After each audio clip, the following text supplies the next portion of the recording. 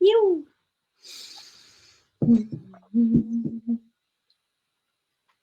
Just wait for the internet to do its thing. Oh, here we go. Yay. Connecting live video. Okay, I believe we are live. Hello. Hello, everybody. All right, let's give a minute for people to sign on and get sorted out.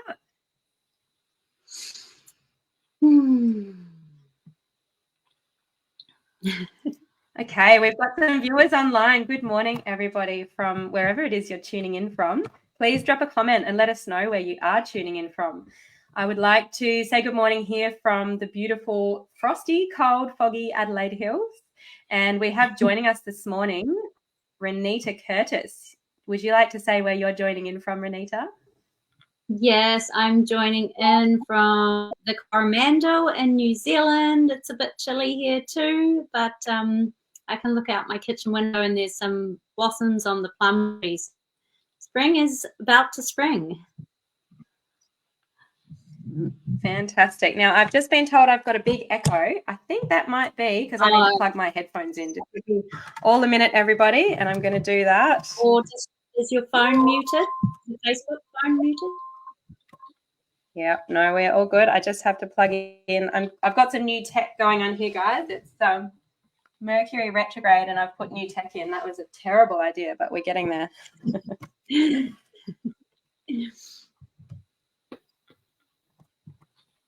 All right.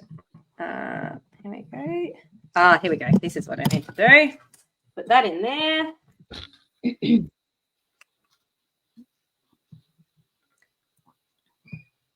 All right. Has that got rid of the echo for everyone in the background?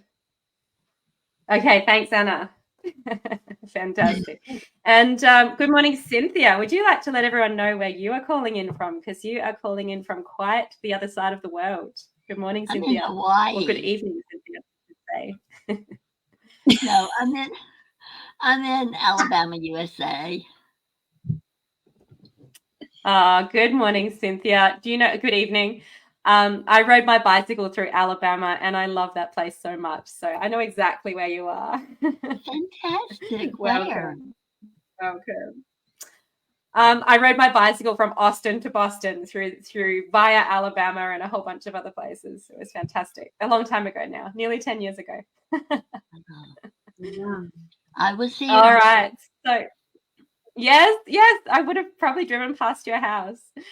All right. Welcome, everybody. We've got 10 people online this morning. So thank you all so much for joining us. And I believe most of the names I'm seeing pop up are in Australia. So it's nice and bright and early.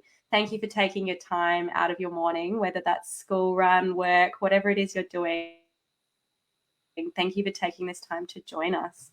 Welcome. So we're going to start off with a quick intro and have a bit of an introduction to this topic because it is a deep one. And then we're going to get into a little bit of discussion around it. And then at the end, there'll be some time for questions if anyone has some questions. So if anything that pops up while we're on here, feel free to drop it in. And I'm going to do my best to take note of the questions. If you get missed, pop it in again because the chats can get fast. We'll see how we go.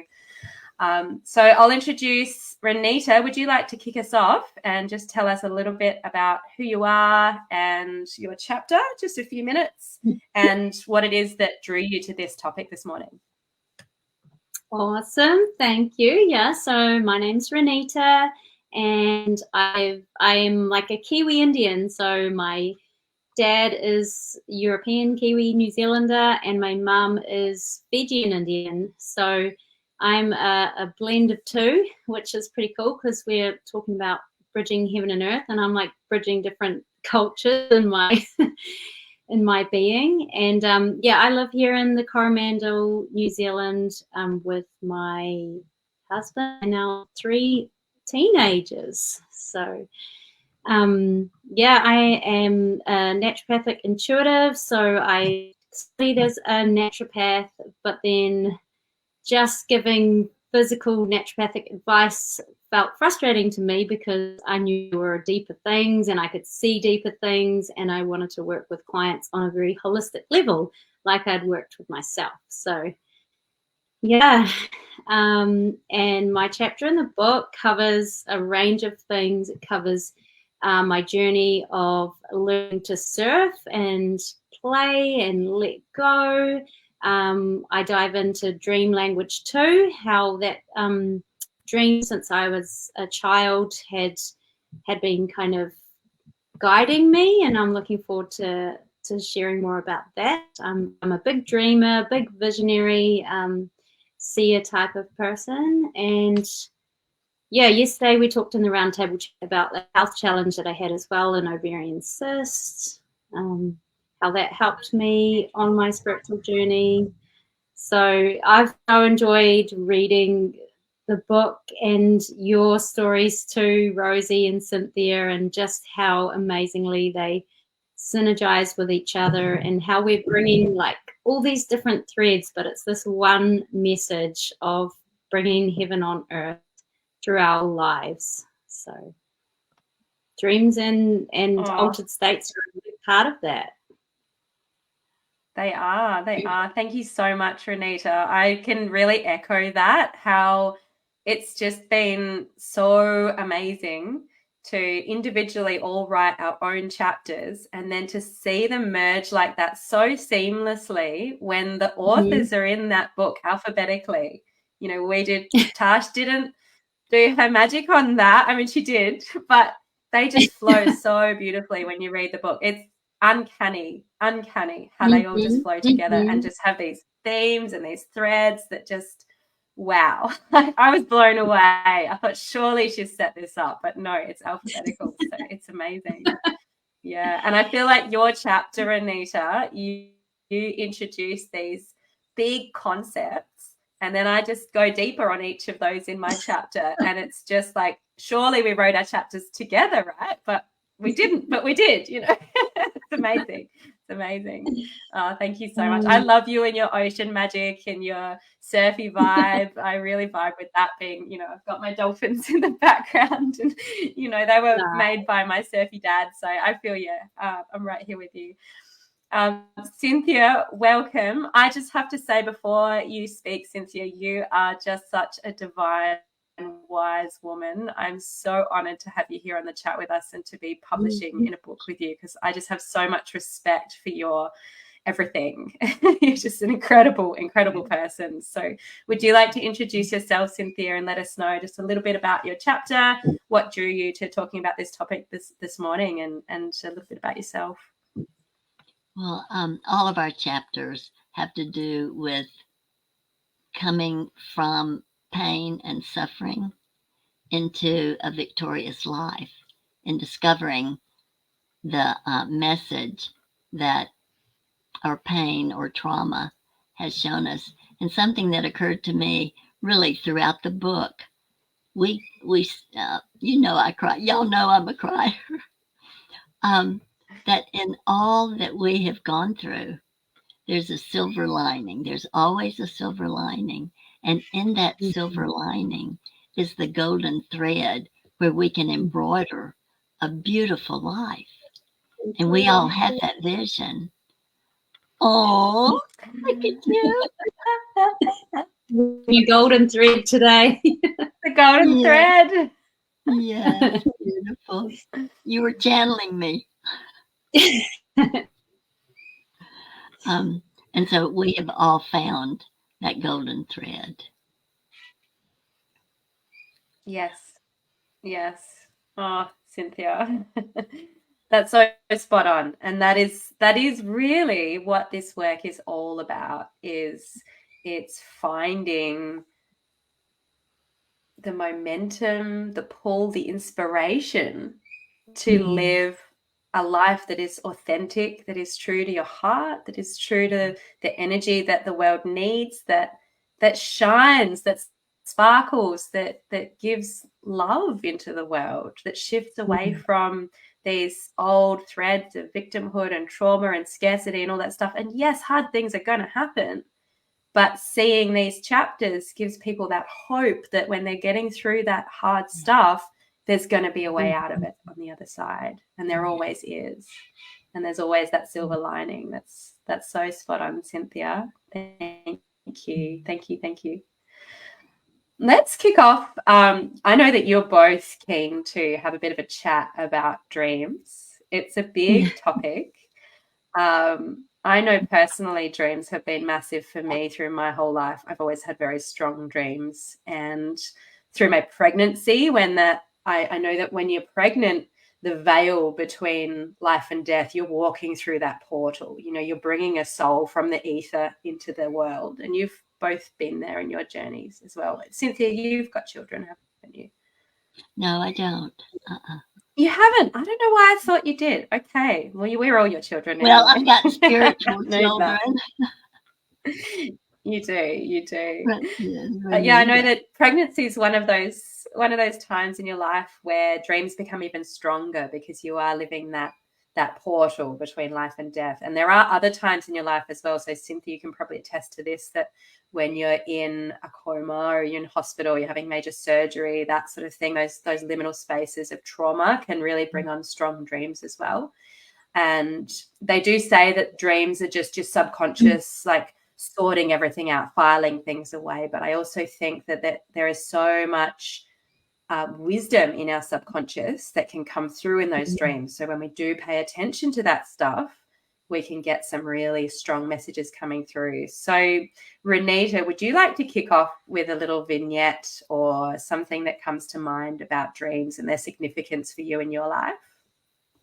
Yeah. Actually, I'd love to, when you were talking about being pregnant, I'd love to share an experience with my daughter's dream. So when she was 3, I was pregnant with her little brother. And I didn't tell her because she was the most missed blabbermouth 3-year-old you would ever find. And she was going to tell everyone if I told her. And I was literally just like 4 or 5 weeks pregnant. So she comes running into my bedroom in the morning. She said, Mom, I had a dream. You're going to be Mary and you're going to have baby Jesus and we're going to put him under the Christmas tree. And I was like, oh my gosh.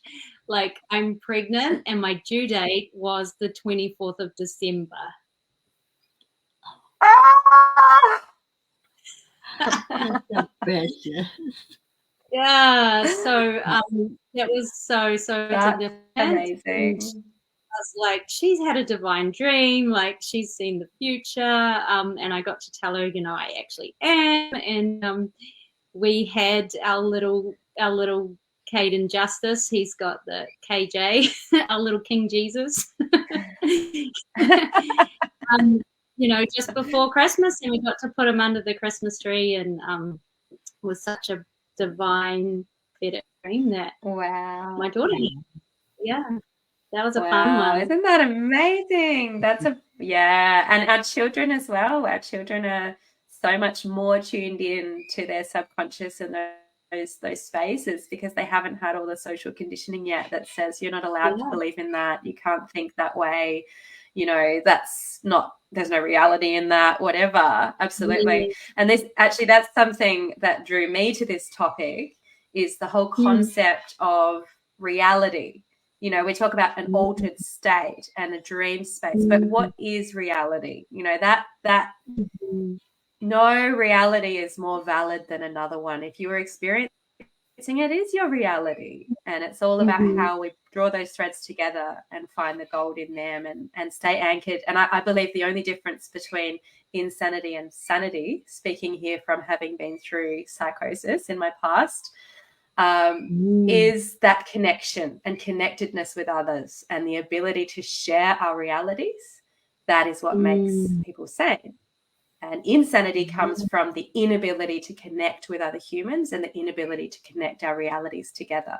So when we can find, I strongly believe that truth, and I've spoken with my mother about this in the past, but truth is actually found at the intersection of different realities. That's where the truth is, because one person's truth is going to be different to another. And if you can bring those together and find the middle point, that's the essence of sharing truth, I think. And so I think something that this book does is it draws these 8 different women and our different realities, and it draws them all together. And it's up to the reader to find the truth, to weave it all together with their reality and find that middle ground of where the truth is for them, because the truth's different for everyone and the reality is different for everyone. And that's the special thing about being human. Cynthia, do you have a little bit? I'm just going to drop that and then we'll move on. Yes. Cynthia, do you have a vignette of a strong dream or an altered state experience you would like to share? Okay, well, it's running along with Raneeta's, and it was one of my nieces. But I'm loving, in the title of our book, I'm seeing this is the bridge. Dreams can be also that bridge. But my female cat had passed, and my niece, about a week later, she came over and she said, she always in her dreams met with, and she didn't know, this was like at 5, she didn't know that Chris, who came to sit with her and talk with her, was Jesus, Christopher, and Christ, Christ. And so she told me, she said, well, she was talking to Chris, and this gray cat ran out from a field. She was holding her cat. And the gray cat said to her cat, you want to be friends? And her cat said, yes. And then this gray cat ran into a field of purple flowers. Okay, what the deal was that my niece didn't know is, and my cat's name was C80, is C80's favorite place to sit outside was under my rosemary plant. And it was as huge as a tree, which has the purple flowers when it flowers. And so C80 had come, and I had asked C80 the night before because my niece's pet had passed, and I had said, "Would you greet her? Would you greet her?" And but she didn't know that I'd told her that. So C80, I was talking to a past cat. And to greet my niece's past cat. And so my cat came and said, let's be friends. And then so I just love that. I loved it. Wow, that's amazing, Cynthia. What a beautiful story. While we're on this theme of children's dreams, I need to drop in my own little vignette here of my son. I hope he doesn't mind me sharing this, but I'll keep his name out of it just in case. He has always had a really strong affinity for scorpions from day dot. Spiders initially, and then he found out about scorpions, and he's just got this affinity for them. And he got a pet scorpion, as you do when you're a little kid with parents who love animals. He got a pet scorpion and he loved it and so on. And then he woke up one morning and he said, Mum, I had a nightmare about my scorpion, about a scorpion, not my scorpion, a scorpion. And this scorpion, and it came out of the cage, and then it moved through our house. It went through our dog, past our room, and then it left. And I was like, wow, that's amazing. And then my partner said to me, Rosie, his scorpion died last night. I was just like, wow. So he felt that scorpion leaving, and he didn't know it had died. None of us, I didn't know. And yeah, he saw his scorpion leave, which is, how do you explain that? It's so powerful. So our kids, they really do. They're very in tune with these energies and these spirits. And that's something I've always had a lot of experience with spirits through my life, but it's something I was just afraid to talk about for so long, especially having come from a science background where it's all about, you have to have empirical evidence for everything. And studying at ANU, it was very empirical about everything. But I'm a very strong, not a believer. I understand that we don't know everything there is to know. There is so much that science doesn't know yet. You know, you look 200 years back and they had no idea why things fell to the ground. And then we explained about gravity. And, you know, we didn't know about particle physics or quantum physics or any of that until very recent times. And the idea of having the internet when you were a kid, Cynthia, would have been sci-fi, total sci-fi, even when I was a kid. So there's just so much that we don't have explanation for. And I think opening the conversation for people to share about this esoteric stuff helps us understand. It helps us bring that reality and bring it into the 3D, which is what this book is all about. So it's taking these esoteric things, these bizarre, divine, whatever concepts, and anchoring them in reality, which is then we get to live the magic. Yeah, come on. We get to live the magic. What could be better? Yeah. Yeah. Oh, fantastic. Thank you both so much for those beautiful vignettes. So the second part of this topic is altered states. And I have personally quite a bit of experience with altered states. So I'm going to share some vignettes with that shortly, or a little bit of info on that. But I'd like to first draw out the second part of our topic is navigating the subtle realms for personal growth. So let's kind of unpack that a little bit. What does that mean? So the subtle realms is basically the unseen world. So it could be felt sense, it could be intuitive sense, it could be spirit speaking to us, through us. It could, for me personally, it's about reading the signs of nature. So I'm very in touch with the natural world as an ecologist and as a fierce bushwalker from the first early days, and then kayaker and freediver and scuba diver and so on. Like, you cannot get me out of nature. I'm either in the garden or swimming or somewhere with my hands in the dirt. Or my feet on the earth, So for me, and I've been exploring this and unpacking this a lot recently, of Indigenous wisdom and Indigenous knowledge. And most Indigenous wisdom is about reading the signs in the earth around us. And I believe that our bodies are microcosms of Mother Earth. She is like our bigger consciousness. And she gives us these little signs if we're open to receiving them. So I personally, when I see particular animals coming up for me, I'm like, okay, Google, what's the spiritual meaning of this animal? I'm like, oh, yeah, that makes sense. I can connect with that in my life right now. So it's being open to interpreting those signs and feeling those energies for what resonates for you right now. And if it doesn't resonate, it's probably not for you. But if it does, tapping into that. So do you guys want to have a little chat or open up anything that pops to mind about how navigating these subtle realms helps you personally grow in your lives? Do either of you want to kick off on that one? Yeah, I'll definitely share on that.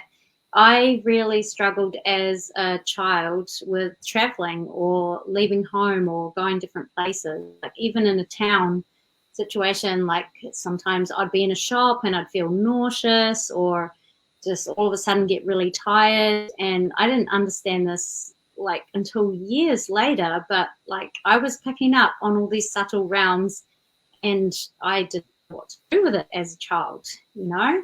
And so it wasn't until I was older and unpacked more of understanding spiritual atmospheres that I realized I was always picking up on different atmospheres and I guess taking on board or absorbing it. And once I learned like to be in my sovereignty and to hold my own atmosphere, it changed everything for me. And then I wanted to travel and I wasn't afraid to go places because then I knew I could emit my frequency and my kind of culture and atmosphere where I was, instead of being like bombarded by everything around me. So in that sense, you know, it was physical, mental, emotional, like that I would be picking up these subtle things. And I think, you know, for those who read our book, who are on a spiritual journey, this is a really significant kind of key for your journey, is knowing that you get to set the atmosphere. Like, once you learn that, you get to discern and ask a spirit and ask your heart, is this me or am I picking up on something else? And then if I'm picking up on something else, what can I do about it? Why is this being revealed to me? And I experienced the same thing like we were talking about in dreams before. Sometimes I would have dreams of people before they pass, literally within, you know, 48 hours of them passing. And I was like, then I find out they passed. I was like, what was that dream about? And like all these different things that we don't have a book to like navigate or know what to do. But these things come into our life because we get to journey them with spirit, right? That we get to ask and unpack and learn and trust the signs like you're talking about. I'm also very connected with nature. So like the cicadas were a massive part of my awakening. I was walking through this portal of trees to the beach. It was filled with cicadas, and it was just like, it just took me to another realm, this vibration, their song. And, you know, when those moments in nature happen, it's stopping. It's like breathing. It's like receiving. You hear it or you see it, but it's like allowing all of your senses to receive that message. And that was me the other day walking in the bush too, when I heard a tui singing, and I really just stopped and said, okay, what are you saying? You know, and that's what these invitations from spirit are, aren't they? Like, pause, ask the question, or what question have you been asking, and what is this the answer to? It's so beautiful. And we, because of the dream language in our home, and because I talk like this with my children, and I'm sure you do too, Rosie, there's this culture in our home, like, of God speaking through whatever we're willing to listen through the birds, through the waves, through the wind, you know, through the spilt milk. Exactly. And whether you call it God, source, divine energy, the universe, Gaia, whatever terms you have for it, it's this love, you know. I think a lot of us just call it love because we haven't fully worked out that it's all the same thing. If you're an atheist, you call it love. If you're a Christian or a Jew, you know, if you're Jewish, you might call it Hashem. Whatever your name is for it, for that source, for that divineness, that other than us, that is also within us, and that's the bridge between worlds, isn't it? Is it's connecting us with that otherness. Yeah, I love that, Raneeta. That's so beautiful. I really resonated with so much, and a few points came up. But Cynthia, I'd love to jump to you and see if you've got anything you wanted to jump in with there.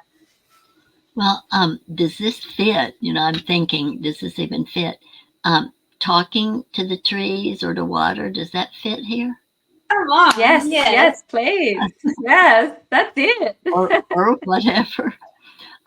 Well, I can do 3 quick ones. It's one day I was just feeling a little down, and I heard, come outside.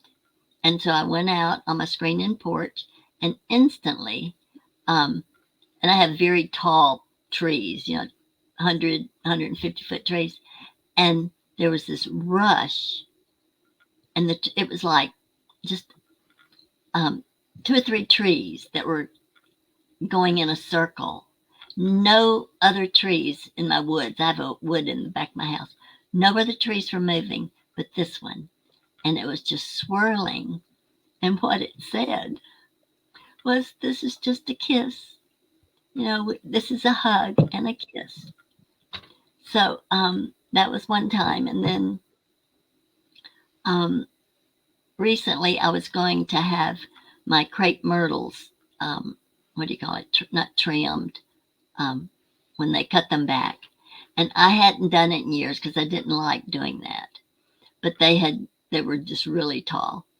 And so I went out. I have 13. And I stood at my driveway. They lined my driveway, and then I have one in my yard.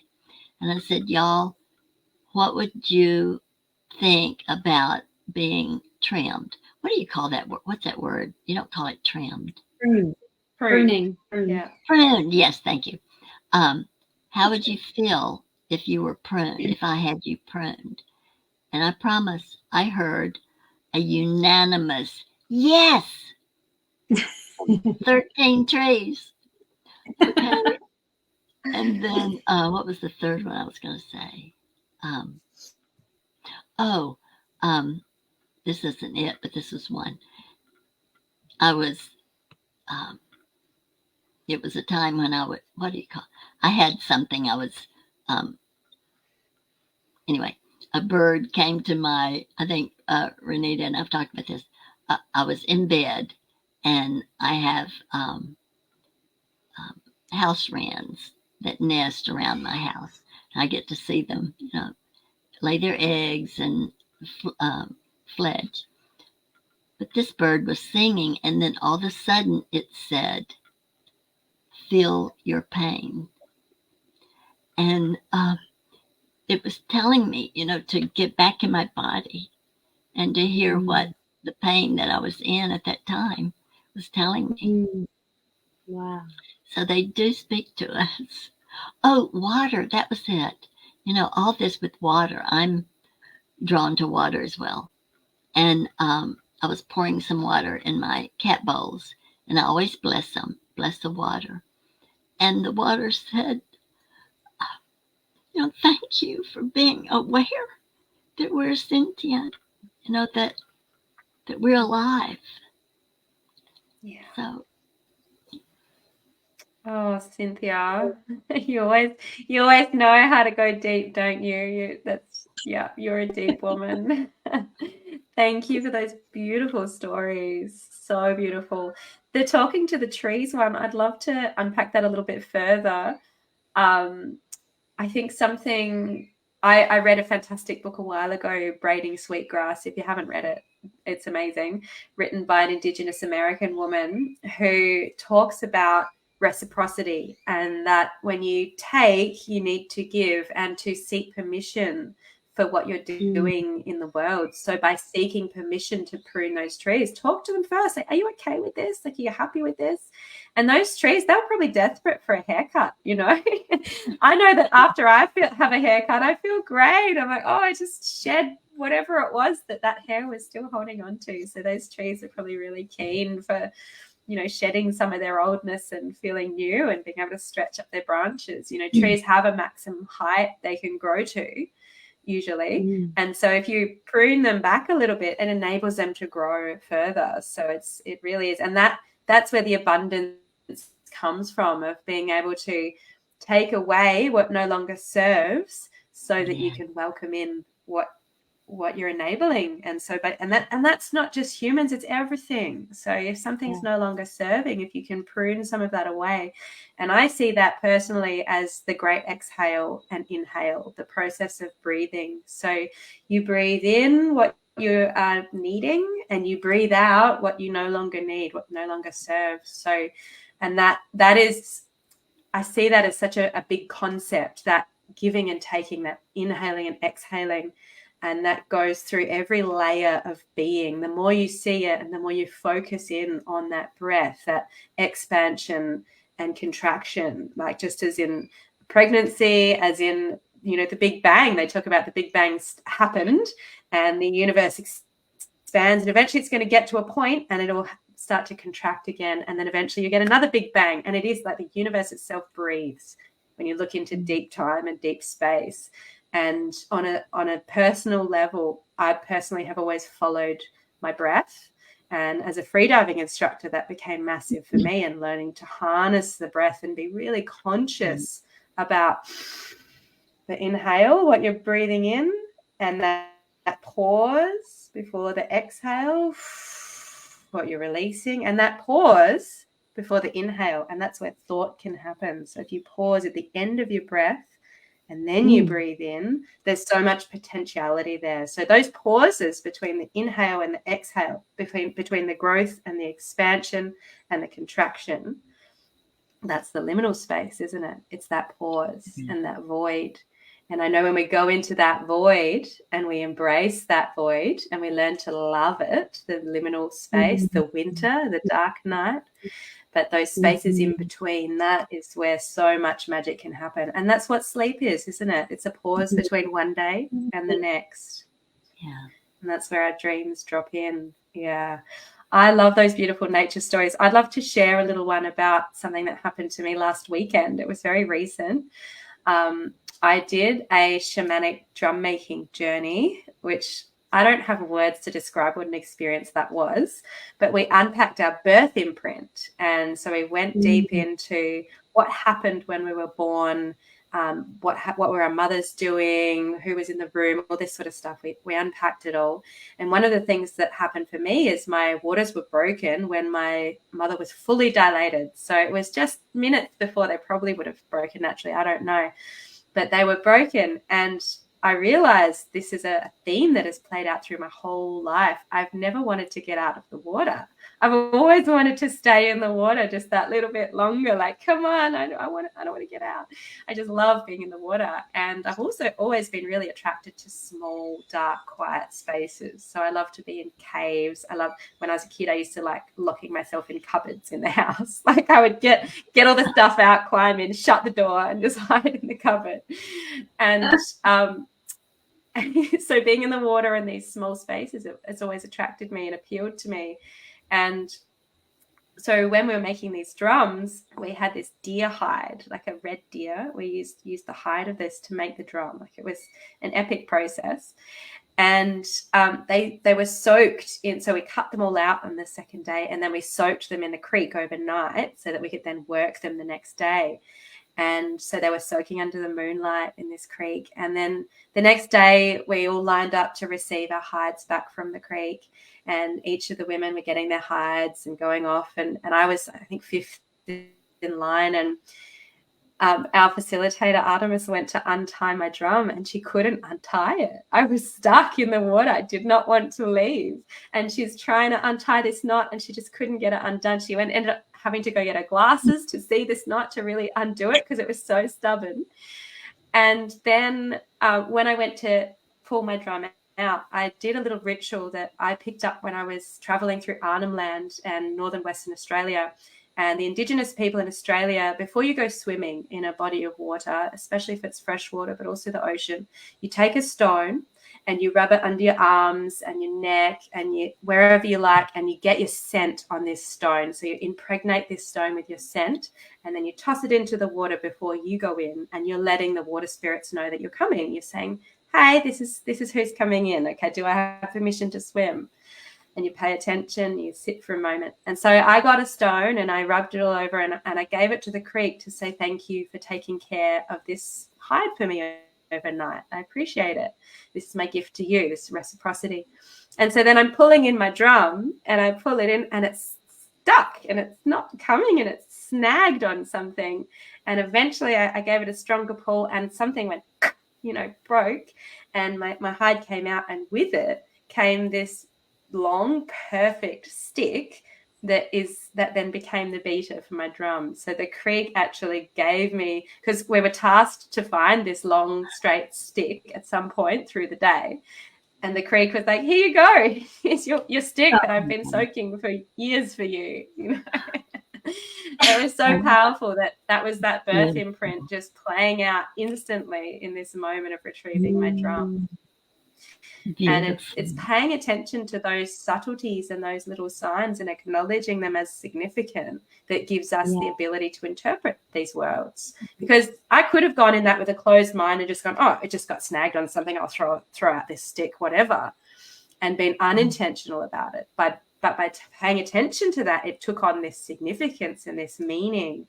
And I've built even more connection with my drum in the process and with the stick and so on. So I think paying attention to those synchronicities can give us so much meaning in our lives. And meaning is what makes it special, isn't it? And it's allowing ourselves to believe, choosing to believe. Yeah. You were talking about reciprocity, and it was your gratitude, when you threw your rock in. And then realizing that the stick was your drum. Was your stick. The gratitude. Yeah. Yeah, exactly. And I think gratitude is gratitude is our ability to give back, isn't it? It's the exhale. And we don't just have to exhale what no longer serves. We can exhale gratitude and we can say thank you with every out breath. Yeah. So good. And I like to, like what you're referring to, I like to refer to them as wisdom's whispers. And when I would get little subtle messages from, you know, the divine realm, from different realms, it would come so lightly. And sometimes, I don't know if you have that, you'll get a little piece of hair down your top, or like get stuck in my sock, and I can feel it straight away. Like my nerves will tell me, you know, my nerve endings. And then that's when Spirit said to me, like, that's how my messages come through many times. They're just so little, as light as a piece of hair, as light as a snowflake. And our awareness, it's our turning our awareness to these little subtleties, then it comes into focus, and then we get clarity, and then the message grows, and we get the full download. Do you know what I mean? Yeah. And Yes. that's the important part, because I remember the awareness, the sensitivity. I was complaining to Spirit one day about yell at me, you know, to get my attention. And I heard, listen harder. And what you were saying is these little whispers or the little hair, that's to get our attention. But if we're not listening, then we miss it. We miss the joy and the blessing and the bliss of whatever it's speaking to us. Yes. And that goes into the intuition and practice. That's exactly right. That's the subtlety, isn't it? The subtle realms. Sometimes these signs can be very subtle, but the wider open your ears are, the more you start to pick them up. And then they become louder and bolder and clearer, but they're not going to become loud until you can listen. Yeah, that's deep listening, isn't it? Yeah, that's right. Yeah. And that's the field I'm really fascinated about. One of the millions of fields I'm fascinated about is deep ecology. And deep ecology goes into that exactly, of listening to these energies within the earth and harnessing them in our lives and pulling them out. And that's something, Raneeta, that I love about your chapter, is it really goes in deep about acknowledging the feminine energy and the feminine God, and bringing the masculine and the feminine together. And that's actually been such a huge theme at the moment. And I think that's the medicine that the earth is needing right now. Is we've had this kind of wave of bringing women up, but having to be equal to men. And we're not equal. Our bodies are different. Our hearts are different. Our minds are different. Everything works differently. But we need both, you know. And in some people, I do believe they are both present. And I know when I was in Tonga swimming with my big whale, but I found out that in Tonga, they actually have 5 genders over there. So they have male, they have female, they have spirit male, which is in a female body, but a male spirit. They have spirit female, which is the reverse. And then they have an agendered, so one who has no gender. So it's a pure spirit.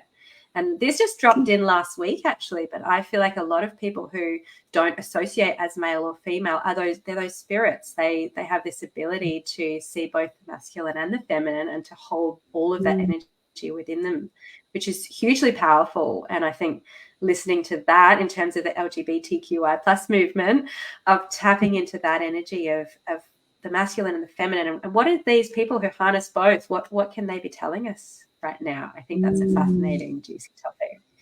And that probably goes next level on your upbringing, Raneeta, as well. But, you know, we're here to break these stereotypes, to step outside of the mold, to start challenging the status quo, challenge the norms, challenge the stereotypes. Cynthia, I'd love if you would like to unpack a little bit of that. Like, you have had obviously a million stereotypes come your way since being in a wheelchair. And how has that, how have you navigated that with your intuition and these subtle realms for your personal growth? Do you have a message on that? Okay, can you clarify the question? Yeah, so I'm asking you, these stereotypes that we find ourselves in, how has your intuition and navigating the subtle realms assisted you to step away from those stereotypes and to be your authentic self? Tell me if I get off subject. That's okay. What I'm interpreting that you're saying is, in growing up, I identified more with masculine, and I was feminine. I looked feminine, but used more of the masculine. Get it done, be assertive, whatever, in myself, not with someone else. And after being in my wheelchair, I required help. Before I didn't ask for help. I didn't need help. I didn't want help. Don't interfere kind of thing. But then once in my wheelchair, I realized that I did require help. I did need people, and before I hadn't. So I have, in another area, I loved everything square. When I built my home, I had the square columns, had the square coffee table, just square. And then, probably 20 years ago, I started liking round, going, this is weird, but I loved round, which is the feminine. And what else? It's stereotypes. Okay. When I first heard a long time ago, tell me if this isn't in the topic, about, and I grew up like Raneeta did in a Christian church. My parents didn't talk a lot about Jesus or anything, but our church did.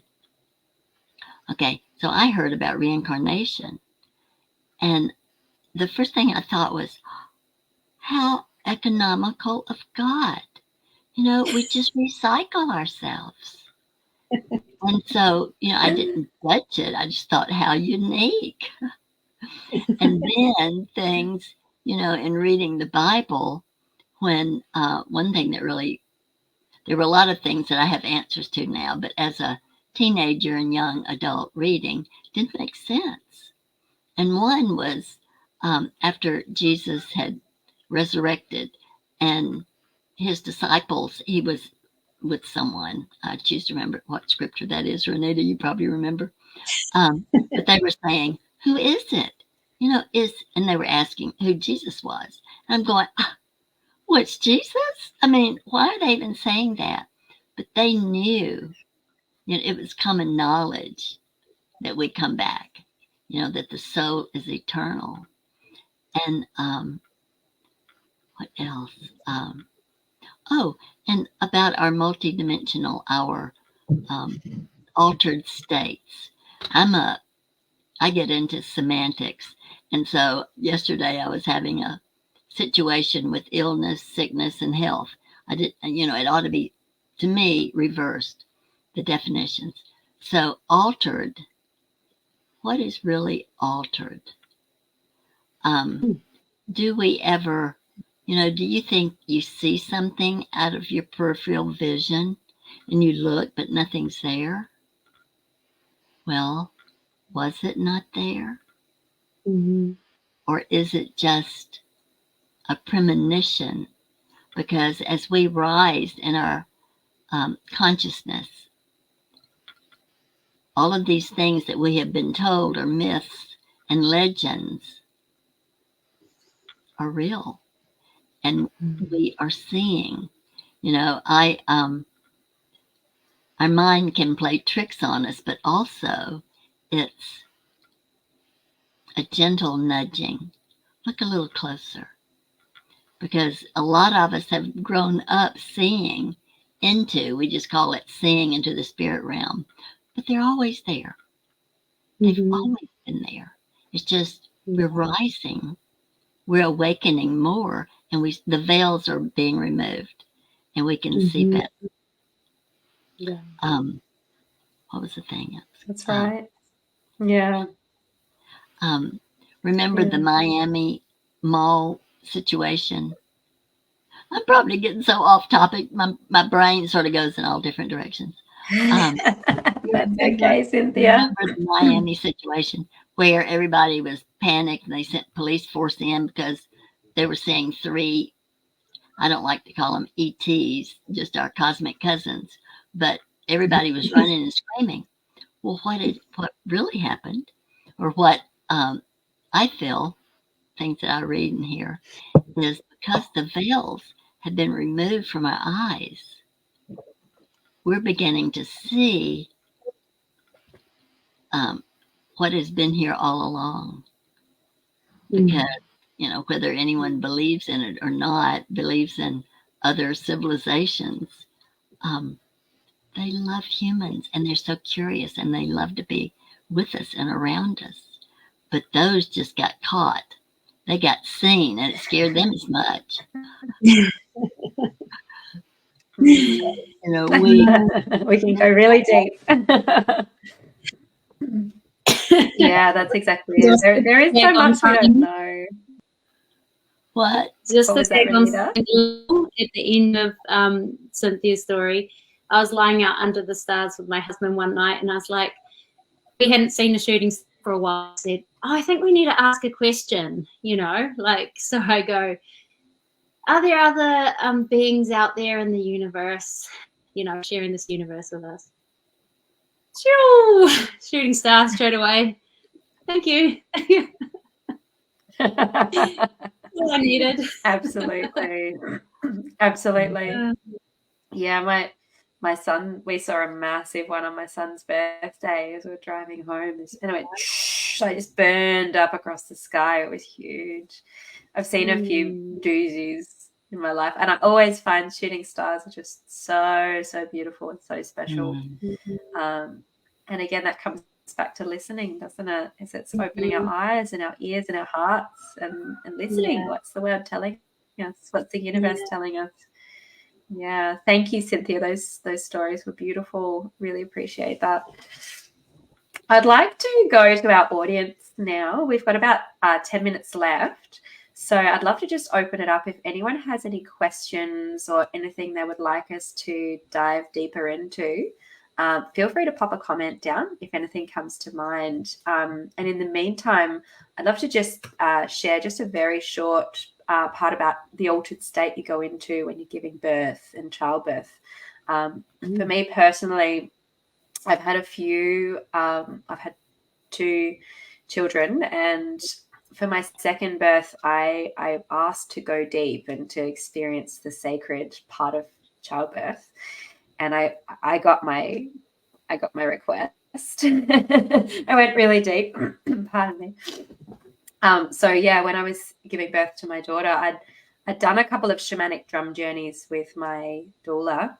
So she used the drum, and so the drum, the medicine of the drum is it's a very ancient instrument that was traditionally used by women who were priestesses and healers and medicine women, and they would use the drum to assist bring on a trance state. So that trance state, which is the same state we actually use when we free dive and do lots of other things, is it's that state between waking and sleeping. So you're kind of in that in between, you're in that sort of deep theta brainwave state. So to induce this state, the drum actually works because the first sound we ever hear when we're here on Earth, the first vibration is the boom, boom, boom, boom of our mother's heartbeat. And even before that, there's actually that they've shown that the egg actually pulses with this same sort of heartbeat, boom, boom, boom, boom. So we hear that sound. So the drum actually brings on that sound, and it helps us get back to that in the womb sort of semi-conscious state. And so I'd done a couple of drum journeys that helped me get into that state, and I'd traveled in my mind internally and kind of been in the birthing process. And so when I was actually giving birth to my daughter, I was able to instantly go back into that place, and like my consciousness was birthing with my daughter at the same time. So it was almost like I was giving birth to my daughter and also to myself again, like that rebirth. And we talk about reincarnation, Cynthia, but that is exactly it. Is we go through these times in our lives where we rebirth ourselves and we come out new, fresh. we go through the rising of the phoenix. There's a reason that the phoenix is such a strong emblem for people of that going into the ashes and then rising anew. Pardon me, I've got a kindy cold this week from my son. Yeah. And the other one on that is also the dragonfly. It does the exact same thing. So the dragonfly is a larvae. It's a nymph in the water. And then as it grows, it actually goes up to the surface and it breaks out of its own skin and comes out as a fully formed dragonfly. So it goes through this process of transformation, just as a butterfly does, etc. So we have these amazing moments of rebirth in our lives as well, that the altered state, the dreaming state, can help us to access the wisdom that we're then born with fresh. And our dream states do the same thing when we sleep at night. Does anyone have any questions they would like us to answer? Feel free to pop it down in the comments if you've got anything. We've got about 5 minutes left. Any questions from the audience or anything anyone would like to add, pop in there. Just let us know.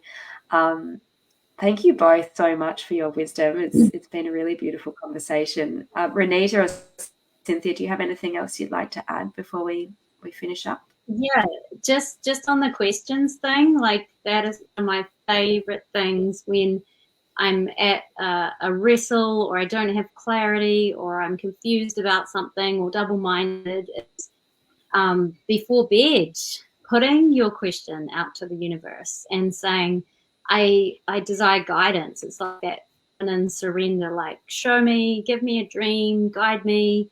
The same before you go for a walk or go somewhere, like if you want to know these signs in nature, put your question out on the table. And then when you see the answer, it's like you just get mind blown and you feel so loved and you feel so supported by love, and your answer's so clear. And so be bold to ask the questions that you're wanting answers to. Yeah. Absolutely. I love that, Raneeta. Yeah. What were you going to say, Cynthia?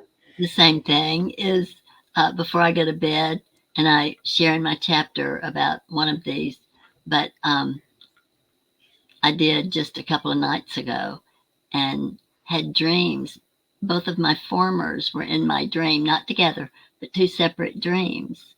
And it was something I was being told, whenever I inquired. So. Absolutely. And that's going back to what Cynthia was talking about, the divine feminine and masculine. The feminine is receptive and asks these questions and is willing to receive the answers. The masculine is all about giving and giving answers. So when we have these in balance, we can both receive and give. And that's, again, going back to that breath, the giving and the taking, the receiving and so on. So yeah, that's exactly it. It's being in a receptive state and being willing to listen and to receive guidance, because so often I have people like, oh, I don't know what to do here. I just don't know the answer. And if they tap deeper into that listening state, the answers will come. The answers are there. It's just a matter of listening and being receptive to what they are. Yeah, absolutely. That's so beautiful, Raneeta. Mayim, there you go. The Hebrew word for water is mayim. Candace had a vignette in the comments that's really interesting about her daughter had 3 experiences where yellow jackets have swarmed her while she was working out at a park, but they never stung her. They're even bumping her, and it occurred to her later that there could have possibly been spirit forcing her to leave before any danger happened. Absolutely. She said that's just a thought about elementals and nature is interacting with us from a supportive state. Absolutely. I do think that nature can be very protective when we listen to these symbols and these signs and so on. Very, very much so. You talk about sacred space when you're on country, and Indigenous people know this stuff. They really do, in such a deep way. Absolutely. And the cycles they pay attention to, we're talking like 20,000 year cycles. I'm just starting, we have our monthly cycles as women, and then we have our annual cycles, our seasonal cycles and so on. But Indigenous wisdom goes into these deeper and deeper and deeper cycles. So it's really interesting to pay attention to that as well. And the cycles within the stars, within astrologies, different types of astrologies around the world. We could go on, couldn't we? We're coming up to the end of our hour now, though. So I would love to say thank you, Raneeta, for tuning in from New Zealand. And thank you, Cynthia, for your wisdom from Alabama. And I love you both so much. And I'm so looking forward to tomorrow. Tomorrow's our launch date. It's happening. Yes, so exciting. Come on. Yay, thank you so much, Thank you to Rosie. everyone who's tuned in this morning. And I'm so looking forward to you guys downloading our book and reading what we go deeper into. You're welcome, Raneeta. Thank you, Cynthia. Thank you. Beautiful women. Okay, I'm going to end the live stream now. Thank you, everybody. Thanks for your questions. Oh, will there be an audio version of your book? Someone has written. It's really lovely hearing the three of you. Let's hit up Tash about that, because that's something that popped into my mind. I would love to read my chapter for an audio version, and I think that's going to have to happen. So I'm going to poke Tash about that one until it happens. Thank you all so much. Lots of love to you all. Now my tech self's got to work out how to finish this up. Oh, I found the button. All right. Love you all. Thank you again.